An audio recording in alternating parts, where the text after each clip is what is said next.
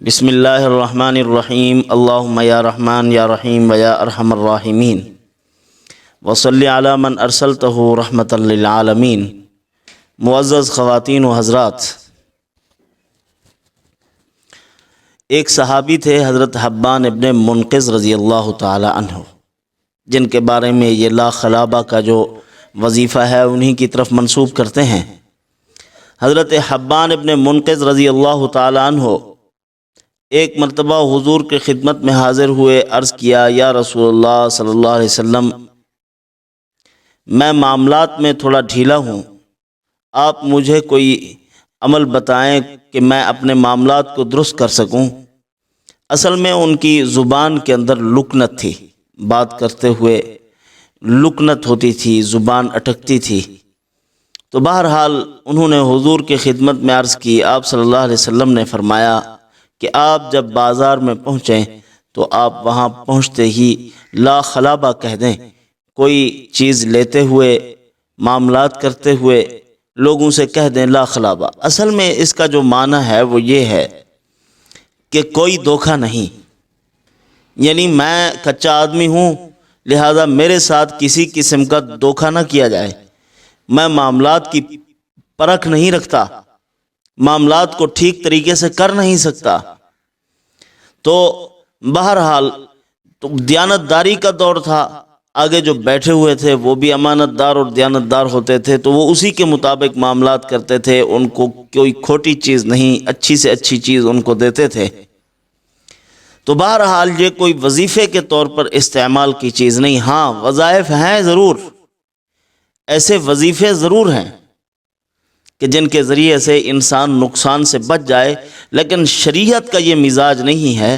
شریعت ہمیں یہ حکم دیتی ہے کہ کوئی چیز بھی خریدتے ہوئے تمہاری پیشانی پر پسینہ آنا چاہیے، تم بحث کرو اور تم اس کو پوری کھود کرید اور اس کو دیکھو چیز کو کہ کسی قسم کا کوئی عیب تو نہیں، اور سستی چیز کہیں مہنگی تو نہیں دی جا رہی۔ پوری تحقیق اور تفتیش کے بعد کوئی چیز خریدی جائے۔ شریعت تجربہ چاہتی ہے، شریعت عقل مندی چاہتی ہے۔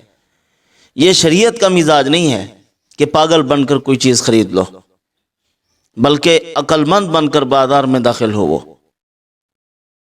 تو بہرحال بازار میں جاتے ہوئے آدمی اگر دو معمول کر لے تو اللہ کے فضل اور کرم سے تھوڑے پیسوں سے زیادہ چیز خرید سکتا ہے اور کسی قسم کے دھوکے سے محفوظ ہو سکتا ہے۔ وہ کیا چیز ہے؟ سب سے پہلے داخل ہوتے ہوئے بازار میں قدم رکھا یا بازار کی حدود شروع ہوئی تو وہاں حضور اکرم صلی اللہ علیہ وسلم نے فرمایا کہ چوتھا کلمہ پڑھ لے تو 4 لاکھ فرشتے اس کے لیے دعا کرتے ہیں۔ تو کتنی چھوٹا سا عمل ہے، ثواب کتنی زیادہ۔ اور 5 سورتیں 6 بسم اللہ کے ساتھ پڑھنی چاہیے۔ ایک صحابی تھے، سفر میں جاتے تھے، تجارت کرتے تھے، جب واپس آتے تھے کہتے ہیں کہ میں ان ایام میں مقروض ہو کر آتا تھا یا میری حالت بہت بد ہوتی تھی، سارے ساتھیوں سے زیادہ پریشان کن حالات میں ہوتا تھا۔ تو میں نے حضور صلی اللہ علیہ وسلم سے عرض کی تو آپ صلی اللہ علیہ وسلم نے 5 سورتیں 6 بسم اللہ کے ساتھ بتلائی ہیں۔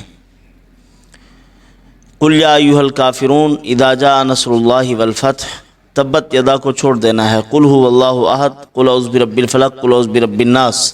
ہر سورت کے شروع میں بسم اللہ الرحمن الرحیم پڑھنی ہے، جب مکمل کرنی ہے تو آخر میں ایک مرتبہ بسم اللہ پڑھ لینی ہے۔ 5 سورتیں ہیں، شروع میں بسم اللہ پڑھیں گے، 5 مرتبہ ہو جائے گی، آخر میں پھر بسم اللہ پڑھ لیں گے، یہ 6 ہو جائیں گی۔ 5 سورتیں 6 بسم اللہ کے ساتھ۔ فرماتے ہیں جب میں نے ان کو پڑھنا شروع کیا تو اللہ کے فضل و کرم سے کسی کا مقروض نہ ہوتا تھا، اللہ پاک بہت عطا فرماتے تھے، اچھی حالت میں جاتا اور اچھی حالت میں لوٹتا تھا، کسی قسم کا کوئی مالی نقصان نہیں ہوتا تھا، اللہ تعالیٰ حفاظت فرماتے تھے۔ تو یہ اصل میں ایک عمل ہے جو مسنون عمل ہے، حضور صلی اللہ علیہ وسلم کا دیا ہوا ہے۔ باقی وہ کوئی خاص دعا نہیں ہے، حضور صلی اللہ علیہ وسلم کے الفاظ مبارک ہیں، ان کی اپنی برکت ہوگی ضرور ہے، اس میں یقین ہے کہ حضور کے الفاظ میں برکت ہے، لیکن وہ اس مقصد کے لیے نہیں تھا کہ بازار جاؤ گے اور پھر یہ وظیفہ پڑھو گے تو نقصان سے بچ جاؤ گے۔ ان کو کیا معلوم کہ تم نے وظیفہ پڑھا ہوا ہے یا آپ وہاں جا رہے ہیں صرف وظیفے پر یقین کرتے ہوئے پہنچ گئے اور کوئی چیز ایسے آؤ تاؤ کچھ نہیں پوچھا، بس اس کو لے لی اور خرید کر آ گئے آپ، اس سے تو نقصان اٹھائیں گے۔ شریعت کا مزاج یہ ہے کہ آپ غور و فکر سے کام لیں، مکمل دیکھیں۔ اور آیت کریمہ ہے سورۃ التوبہ کی، ان اللہ اشتری من المؤمنین انفسهم واموالهم بان لهم الجنہ یقاتلون فی سبیل اللہ۔ اس آیت مبارکہ کو بھی اگر پڑھ لیا جائے تو خرید و فروخت میں انسان کو نقصان نہیں ہوتا، اللہ تعالیٰ نقصان سے حفاظت فرما لیتے ہیں۔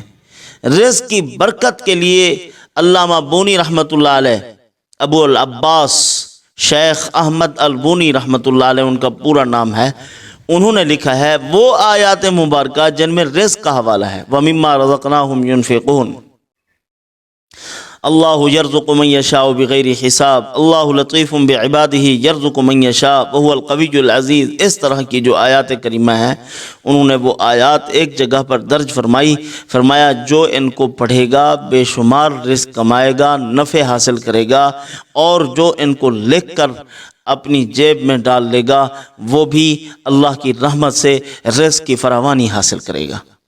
جو اکابرین کے دیے ہوئے معمولات ہیں ان کے اندر اللہ نے برکت رکھی ہے، خیریں رکھی ہیں۔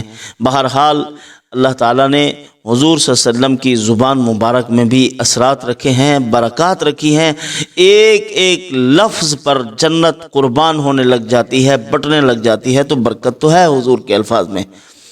تو بہرحال یہ بطور عمل کے حضور نے مرحمت نہیں فرمایا تھا کہ یہ ایک عمل ہے آپ اس طرح پڑھ لیا کریں تو آپ کو نقصان نہیں ہوگا، یہ بطور عمل کے نہیں ہے، بلکہ لوگوں کو خبردار کرنے کے لیے فرمایا تھا کہ دھوکے سے بچنے کے لیے ان کو کہہ دینا کہ مجھے دھوکہ نہ دو، میں کمزور آدمی ہوں معاملات میں، میرے ساتھ اچھا معاملہ کرو۔ تو یہ ایک حضور کا فرمان تھا، ترغیب تھی۔